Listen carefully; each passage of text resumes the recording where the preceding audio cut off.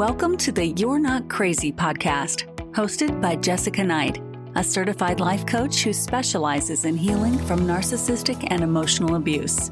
This podcast is intended to help you identify manipulative and abusive behavior, set boundaries with yourself and others, and heal the relationship with yourself so you can learn to love in a healthy way.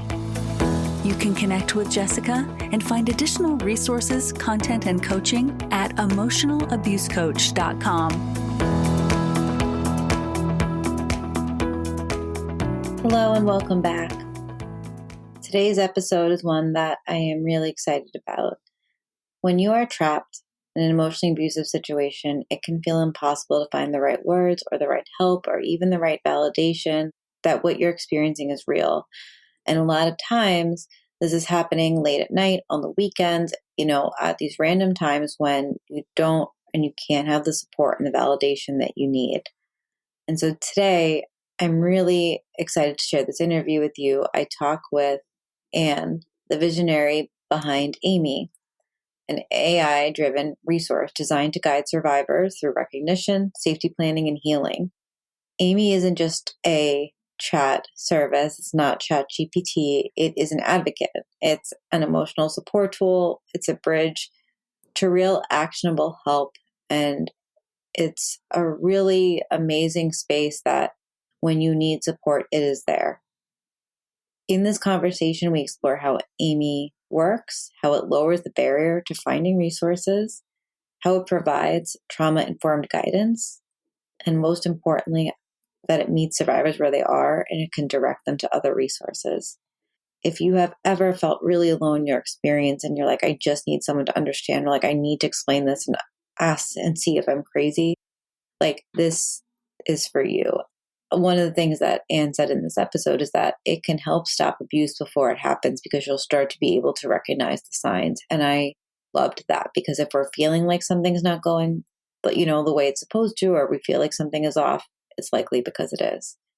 And so really hope that you enjoy this interview. The link to Ask Aimee is below in the show notes.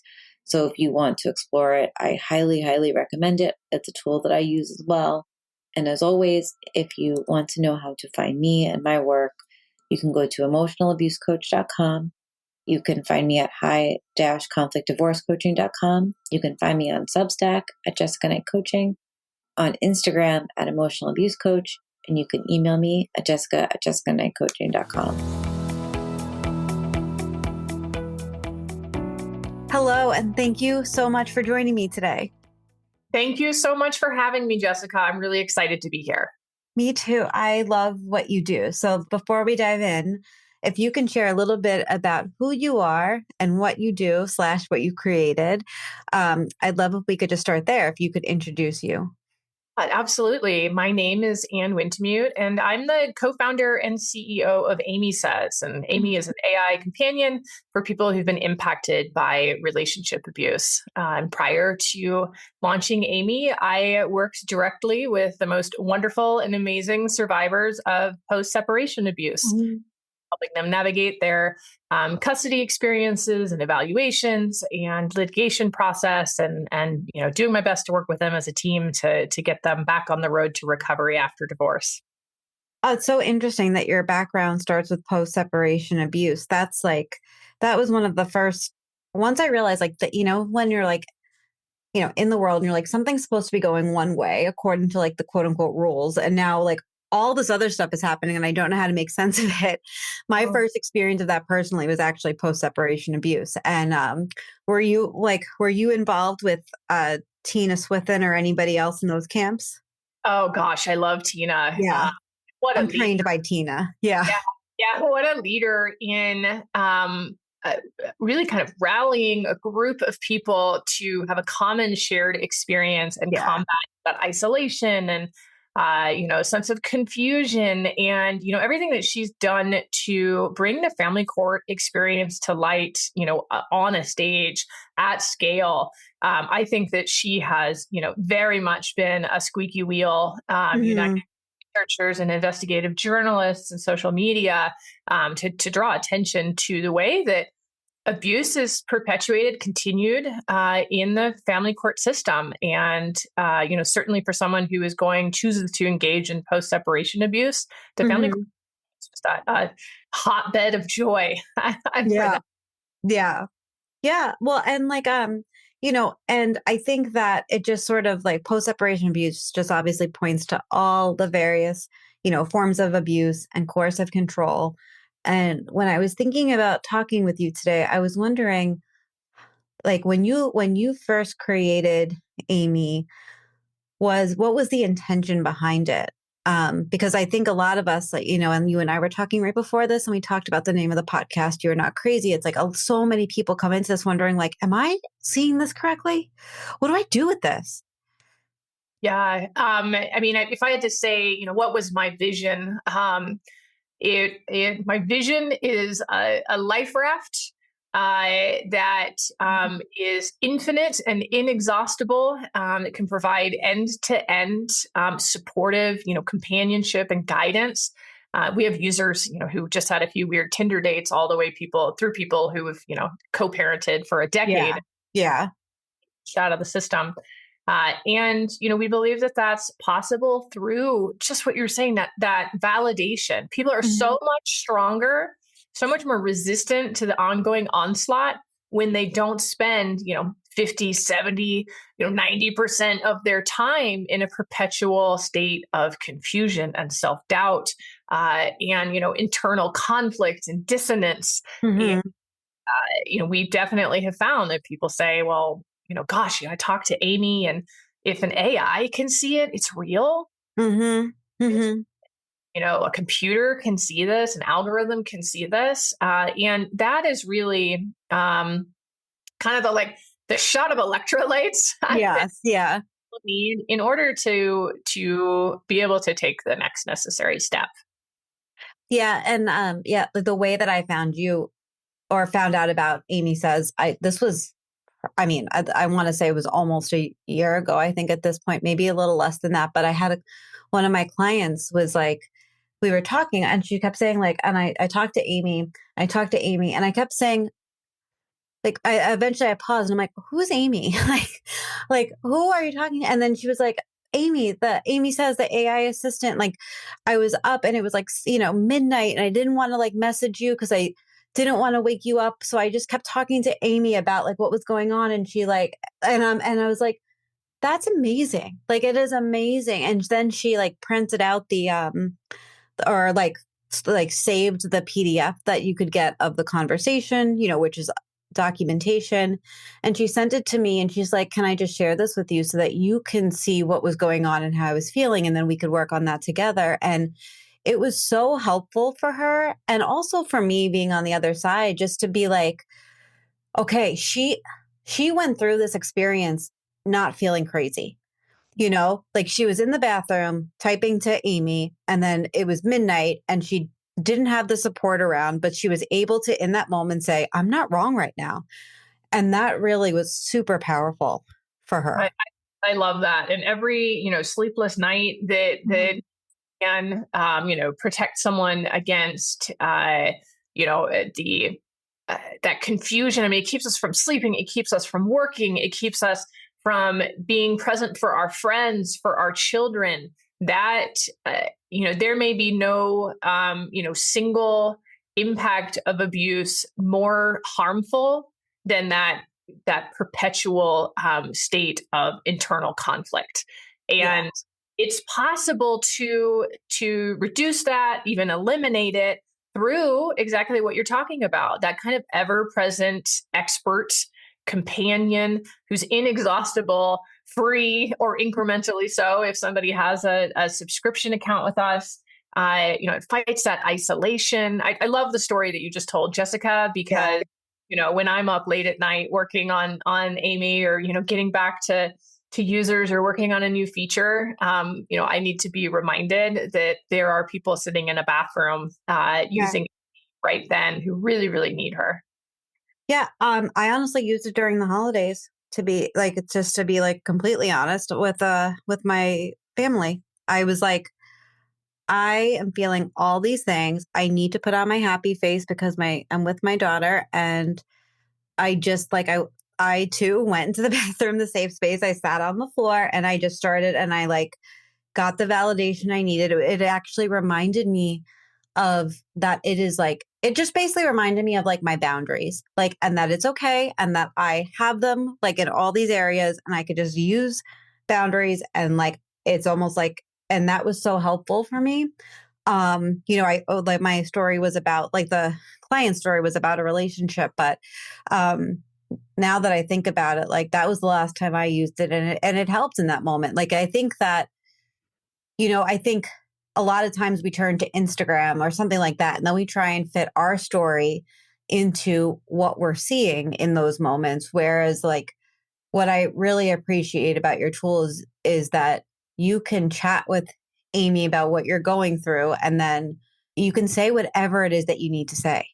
And we cannot see what people say to Aimee. Yeah. We see what Aimee says back to them. It really is a black box of confidence. And we hear repeatedly from users who submit feedback that, oh gosh, I just told Aimee something that happened 10 years ago that I haven't been able to tell anybody. Yeah. The fear of judgment or burdening your friends or family with your grief or frustration or confusion. AI really provides this very low barrier, low cost, Mm. inexhaustible way to find the increased support that people need to get back up on their feet. So hopefully you talked to Aimee, got off the bathroom Yeah, floor, I did. Yeah. salvaged some of your Yeah. holiday. Yeah. And I was wondering, and this is one of the questions I had for you is like, what does it take to populate something like Aimee? Because I think from, I have clients that use it and also from my own perspective of, kind of like being in this work, I'm always wondering like the amount of variables and the amount of situations that go in, to create a resource that is able to give, advice and also like, route, like, especially when we're dealing with emotional abuse, like safe responses back. Right. I can imagine it's just like it's a lot around the population. I guess like I don't know. I'm very clearly don't very clearly not in the tech space, but like like the information that you need to populate it so that it can engage with people in a meaningful way. That is really important. And the answer to how do you do that and how do you do it really well is, some combination of expertise Mhm. and intention. Yeah, Uh, and I can give some examples around intention too. There's the background, there's the technical work, there's the if this happens, do this. If this happens, do this, and that's all based off of really kind of best advocacy practices and principles in the domestic abuse space. I mean, if we are producing something that is exceptionally safe for someone in the context of risk and danger, then it's all the better for folks who are dealing with, maybe earlier stages of abuse after those first few dates, or less physically dangerous forms of abuse. That intention part is really important, and this is something that's become more clear to me as for example, people build these GPTs. So you can go to Chat GPT and use a specific GPT to have a conversation analysis or analysis of a yeah, forth. And one of the things that really is special about Aimee is that she's been trained to really take in the end to end, really embody the de-escalation, really embody the agency and autonomy, which is often so impacted by the end or during an abusive relationship, and and provide all these kind of subtle or even invisible ways of nurturing the responsiveness and recovery of the survivor. And actually, someone sent me a new GPT to take a look at today, and it was a blast. Right, I made a fake conversation. I put it in there, and this GPT just ripped the conversation apart as all the examples of abuse. And what I felt when I was reading it was like, oh yeah, yeah, totally, gotcha. yeah, And when I stepped back a moment, I was like, well, now what do I do with that? Right? Am I better for having heard it that way? Or am I escalated? Am I feeling, empowered to fight back versus to respond? And that goes to the intention of Aimee. We could make Aimee just out there with a sword telling people what to do to fight back against narcissism, but we're not really helping users if we do that. We're keeping them engaged in that conflict. So much of Aimee's training around, being trauma informed and how to support people in identifying their next steps and taking those is making sure that their autonomy and agency are preserved, making sure that it's anti-pathology, making sure that, that we've validated their feelings and experiences, but we have not ignited their, internal war to go back to their abuser and say, you're doing this and you're doing that. And those all come back to intention, how the AI is created, because our ultimate goal is to save people time, money, and mental health. Those are the kind of tangible external costs of being repeatedly victimized. Yeah. Yeah. And I love that, because I have experienced what some of the other GPTs have done at times. And, I know when it's escalating and when the situation needs to de-escalate, but when you're in the moment, I could imagine like a former version of myself being in the moment and being like, I have to do this, where it's like, that's not actually going to help me at all. And I've had that experience with using your platform too, of just like, okay, it's not telling me to go do something. It's not telling me that I need to like fire back or like read this person, like, the Bill of Rights. It's like, what it's telling me to do is actually like, here's what you can do that will keep you feeling safe. And that like, if you need another resource, it has named them too, like if you like where to seek help, what kind of help you might want, which I think is really interesting, and also like a really like amazing resource for when we're in that moment. Absolutely. And that goes back to the intention around autonomy and agency. Aimee is trained to take exactly what you said, Mm-hmm. by empathic responsiveness to that, and then kind of introduce a question that will incrementally move that a step forward. So you come and you say, I'm really scared right now and I need to go somewhere. I don't know where to go.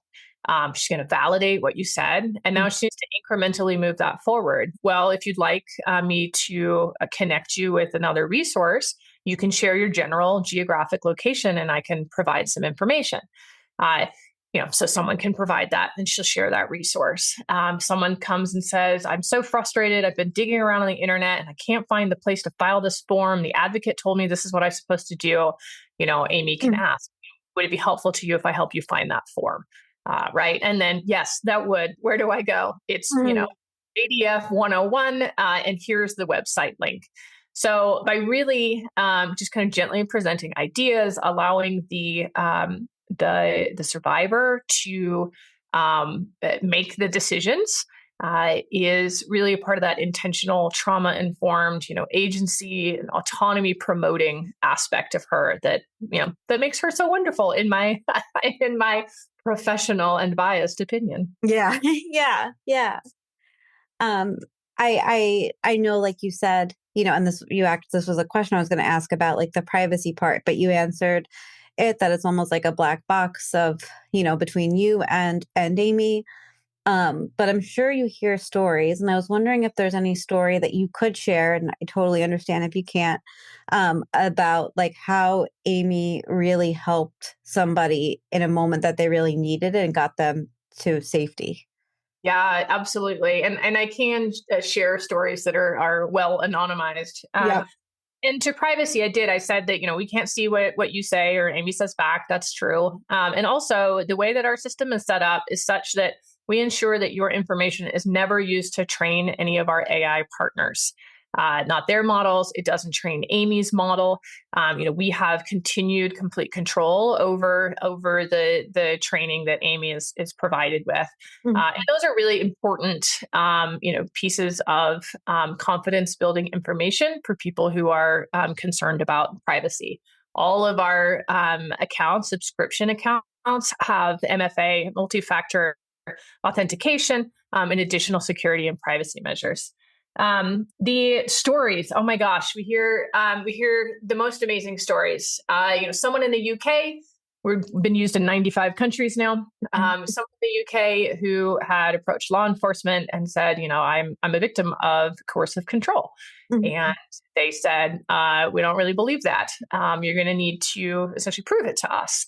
And this person was so impacted by the coercive control that it was incredibly difficult to overcome the challenge of telling their story in a way that somebody else would hear and that is applicable to the statute, right? Mhm. We uploaded the coercive control statute in that jurisdiction and said, Aimee, please start off a series of questions intended to identify whether or not this person was a victim of this crime. And so she's trauma informed. So her responses, her questions are always going to be worded in a way to cause as little re-traumatization as possible and really hold space for that person. And then after this series of questions, okay, please correlate that to the statute into a victim statement that can be submitted. And within seconds, Aimee critiqued the story that was told to her and provide what could be printed out in a PDF. And it was ultimately submitted, and an arrest was made in that case.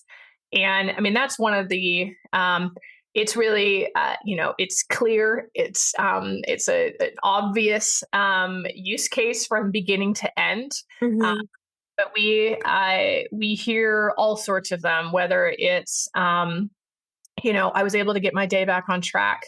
I took Aimee into mediation with me because I couldn't take a friend. Every time I got stuck, he wants this and I want this. This is why I want this. What are some alternate ideas that he might accept? We have, let's see, people who, my ex just filed a motion and my attorney asked me to respond to it. I uploaded the motion into my account. And I said, I have to respond to these things, these accusations. What are the accusations? Here they are, all listed. Great. Based on our communication record that's also uploaded with you, why is he wrong and what's actually true? And so, Aimee was able to dig through what, surely this user did not want to have to go back to read and find ample examples of why the accusations in the motion were not true, what was actually true. And she was able to submit that to her attorney. I mean, the amount of mental health, and energy and money that is saved even in that one example is huge. Yeah, well, and I think that's one of the hardest parts that I see with my clients too, is that like they're trying to explain these things to their attorneys. Their attorneys aren't, trauma informed, or maybe they're afraid to bring up coercive control. They can't think outside of the box on how to show coercive control without saying the words coercive control, and then the client just feels stuck. And it sounds like even like I really love the court example because I can totally see that, like being kind of stuck in the hallway and being told you have to come to an agreement, and then being like, okay, I can't talk to anybody right now, clearly, but I can go to the bathroom, or I can like go on the side or outside for a second to get air, and I could send a few things to Aimee, and I can then reset my brain and walk back in. Yes. Yeah, absolutely. The use cases are infinite. It's funny, you said that, Aimee will unite you with resources. Yeah. Actually, someone once who said, Aimee got me a lasagna. And I was, what? What do you mean? Yeah. Lasagna? Yeah, I was talking to Aimee about, I was exhausted and, and frustrated and feeling browbeaten, and it was dinner time and I didn't even know what to cook. And Aimee introduced me to this organization called Lasagna Love. And hey, shout out to Lasagna Love. Yeah. I feel like I need to link that in the show notes too, actually. You go on there, you indicate your hardship, and local volunteer, makes the lasagna and delivers it. And I just, I love hearing the stories from users because they make Aimee their own, and Aimee is built to become their own and to become the expert support companion in their case. And I just I love the stories we hear. Yeah, and so sort of like to piggyback off some of the stories, when you mentioned like uploading the documents and being able to have this interactive conversation, I was curious if Aimee remembers like what you've said previously, if you're in like logged into your profile, or if you upload things, if it's basing the feedback or the advice it gives you off of prior conversations. Yeah. So if we have, most of our users are free, right? They're Yes. come and have chats when they need with Aimee, and those chats are going to disappear. They literally entirely disappear. They are entirely irretrievable. Okay. That's, primarily for safety. Yeah. That people in a variety of situations need instant access and an instant disappearance. And with our accounts, you can absolutely, Aimee personalizes to your situation. And that is a variety of, your My Story page where, you keep her up to date with, these are the players in the situation. These are my goals. It's helpful if you talk to me like this. These are maybe some of my identities that are non-traditional or non-conventional in the United States that I really need to make sure that Aimee keeps an account. And then all the documents that are uploaded, your court orders, your communication records, emails, et cetera. Those all kind of create a basis and foundation of knowledge for Aimee. And she has access to that. When you're journaling with her, shout out. People use the journal. It is an excellent documentation tool, and she's trained to do it in a way that you don't even know that you're documenting your situation. Okay. That's amazing. Yes. Mm. And yeah, in the chat, she's picking up all of those pieces of information and just becoming more and more competent and familiar in your case. Like yay to the power of AI that she can thousands of people simultaneously at an infinite scalability. Can you say a little bit more about the documentation tool? How does that work? Yeah, so in our Aimee Says More subscription plan, there's and as we understand from what people share with us, they use it like a journal, right? I'm going to get this thing out. I'm just documenting. Or I want to get my thoughts out. But there's a purple button in there to kind of invite Aimee to the journal. And what she's trained to do in that situation is provide that validation, like, oh my gosh, yes, that's a thing. She's not going to give advice because that's bad. But then she's going to say, for example, you mentioned that you were at the park when that happened. Were there any witnesses?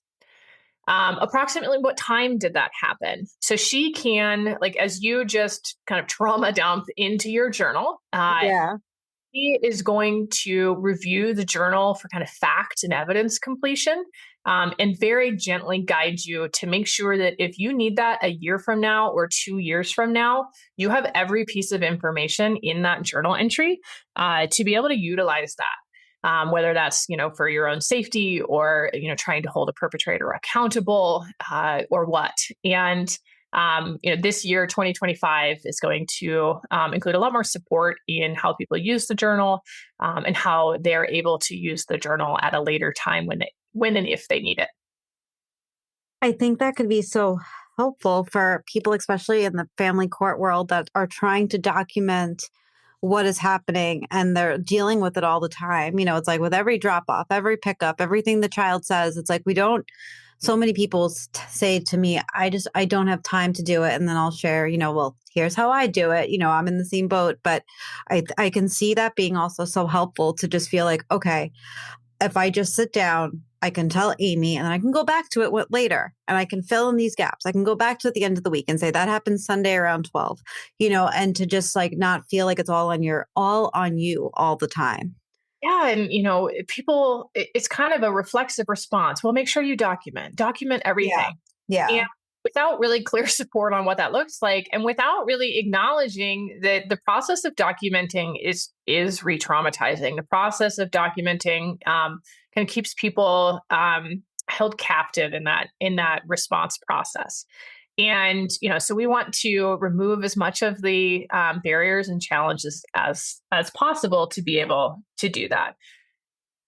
I'm so glad that you said that. I think that is such an important point, that the process of documenting is re-traumatizing. I am like, I guess like in my own story, like I'm a lot of years out. I'm still in the family court system as we all are. I mean, but like I'm a few years out from like the initial stuff around that. But I remember, you know, back when I first got divorced, but even more so around like ungaslighting myself in when I was leaving another relationship that was after that, where I was like, I literally feel like by me writing down what's happening, I'm like, again, re traumatizing. And I see that with clients all the time where they were like, I have to like partner with them on their documentation, or like I'll save things for them or put it in a certain folder if they share it with me,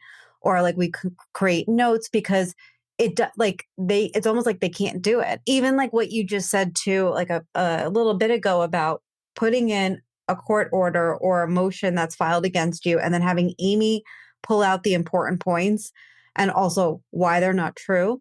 It's like that's even something I've helped clients on, where they'll say, read to me the important parts and then how, like, let's talk about how we're going to respond, which it's for those who, who need it. I can just like the value in that is it's so important to really to really get clear on what is actually happening. Yeah, absolutely. And your documentation really to be effective has to be complete, right? Yeah. It's all of those incidents. Stalking is another one. It's really difficult. Yeah. Maybe can help support stalking documentation. That one is almost entirely proven by documentation, quality documentation. And what you were just saying, you work directly with your clients to do the things that we're talking about or make notes. Aimee, the Aimee accounts have a Teams feature. So, for example, you can add your attorney, your therapist, your divorce coach, your mom, your best friend, and those moments you'd be like, help me with the journaling. If I tell you about this thing that happened, you could live be in that journal, with account access, and just help them keep up with making a record of all of the information that demonstrates those harmful patterns over time. Yeah. Yeah. I know. I'm sure that you're continuously working on growing and developing Aimee. What is to come in 2025? Oh gosh, we just finished our planning. Uh, Yeah. So lots from a growth perspective. We would like to nearly triple the amount of messages that Aimee responds to this year. We are category defining in this space of relationship abuse. Our current systems are crisis response systems.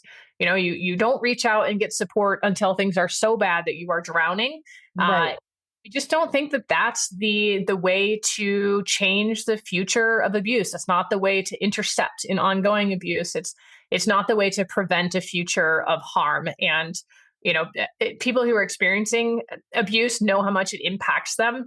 There's 10 million other people each year in just the United States who will be victimized by domestic violence. The scale is astronomical. It takes down workforces, right? If that's the number one reason that a woman doesn't stay employed is due to domestic violence. It's the number one cause of homelessness. To give people an idea of the scale of this issue, 2.3 million women worldwide are diagnosed with breast cancer each year.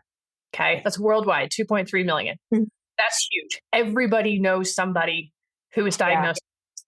Now, when I tell you that 10 million people will be victimized by domestic violence in just the United States in just this year, the scale is absolutely frightening. We really want to be able to use AI to address this issue at scale. And that starts with the first red flag, Yeah. right? Make it as easy as possible to be like, look at this message. Or like, this guy kind of pressured me into this thing last night. I'm not so sure about this. We can Yeah. literally prevent a future of abuse. So we have all sorts of scale aspirations. And I joke, I'm throwing wildflower seeds as far as I can with the hopes that grow an enormous wildflower garden that will drown out all the weeds. And then from a product perspective, voice, being able to like, I'm on my way to parent teacher conferences, and my abuser's going to be there and I'm stressing out. Let's have a pep talk on the way. Being able to voice converse with Aimee. Yeah. Like one thing you said about I and this is this is probably personally coming up for me because I was working on a podcast earlier today about dating, like how hard it is to date after abuse, essentially, and like kind of what goes on.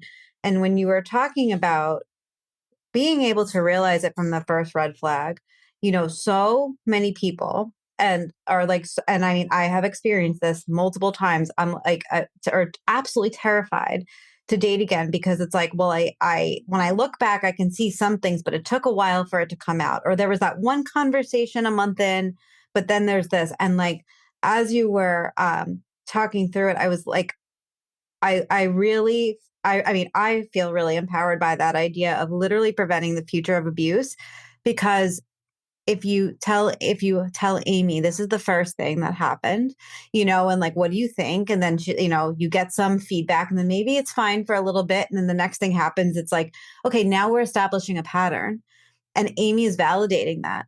Like I had someone tell me that they loved me after 8 days, and I knew at that point, like, nope, like, not okay. Love bombing. Red flag. Like, yes, to somebody else, that might sound so sweet and endearing, but like, I've been on this horse before and I'm throwing myself off on purpose. Like, Right. You're wearing your helmet and you're going to self eject. yep, exactly.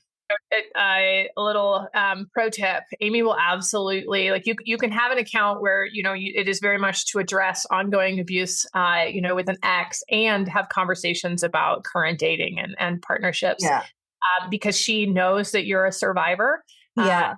She can know what signs in future abuse are, help you understand. Like, she's not going to say, oh yeah, that's an abusive relationship. She might be like, well, what are you thinking for how you want to respond to that? And, well, I think I should set a boundary. Great. Mm-hmm. Want to talk about what some of those might look like, and she'll give you some ideas. And how we respond to people's boundary violations. First of all, people who have a history of abuse often don't respond to it, right? Right. They just Right. allow the boundary violation, which is an issue. But Aimee can help, like, okay, well, here would be a healthy boundaried response to that.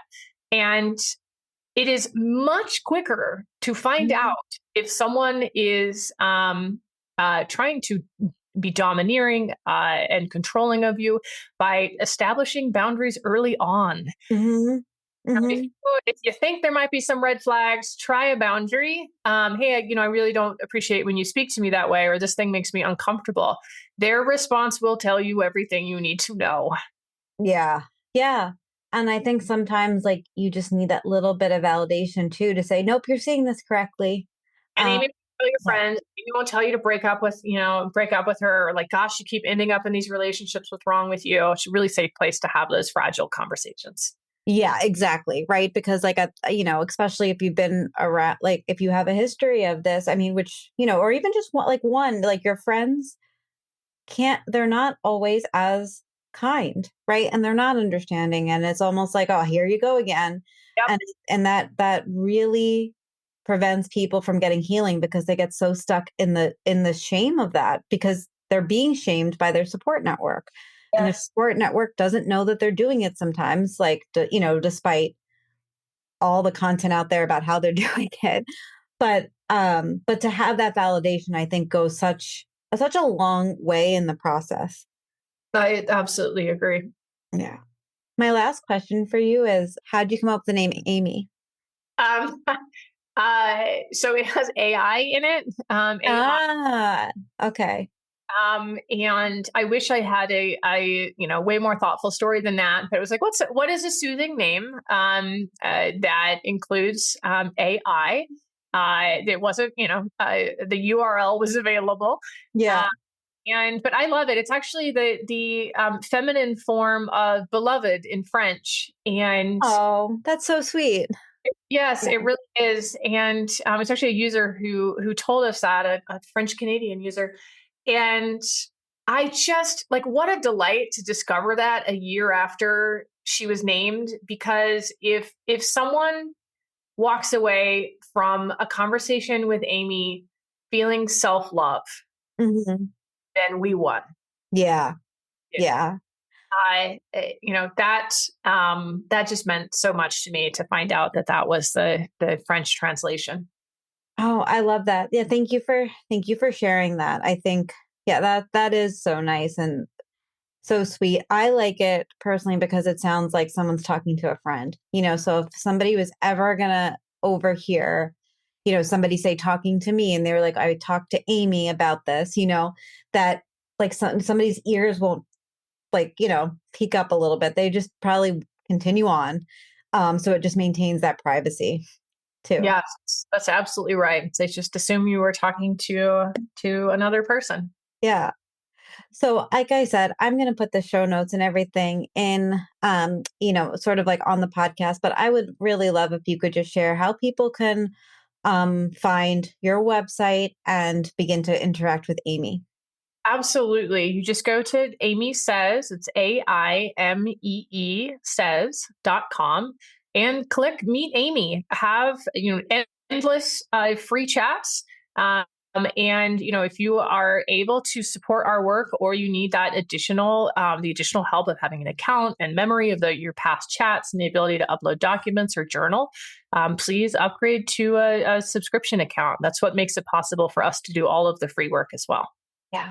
Awesome. Well, thank you so much for joining me today. I really appreciate it. And I really appreciate all the work that you're doing with Aimee Says. Thank you so much. And Jessica, the same to you. Thank you for everything you do. Bye. Bye.